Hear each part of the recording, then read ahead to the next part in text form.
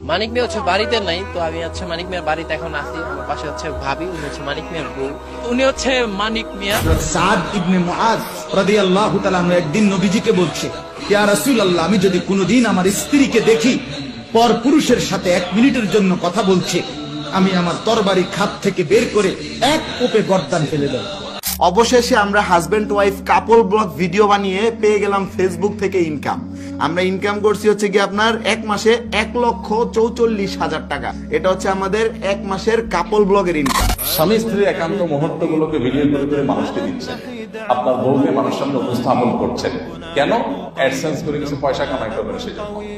তো এতটুকু লজ্জা যার নাই, সে তার স্ত্রীকে সোশ্যাল মিডিয়াতে তার স্ত্রীর সৌন্দর্যকে সেল করছে কিছু টাকা কামাই করার জন্য। মানুষের চোখের ক্ষুধা মিটাচ্ছে, মানুষের চোখের চাহিদা মিটাচ্ছে, এটা মিটায় সে কিছু টাকা কামাই করছে। এটা হলো নির্লজ্জতার চূড়ান্ত রূপ, সোজা কথা। আজকের এই ব্লগে আমরা যে চ্যালেঞ্জটি খেলছি সেই চ্যালেঞ্জটির নাম হচ্ছে never have I ever challenge. আর রেডি গাইস? যে আমার স্ত্রী আমার বউকে অন্য কোন পুরুষ দেখবে, যে এটা সহ্য করতে পারে, সে আত্মমর্যাদাহীন দায়ুস। রাসূল সাল্লাল্লাহু আলাইহি ওয়াসাল্লাম বলেছেন, লা ইয়াদখুলুল জান্নাতা আদ-দায়ুস।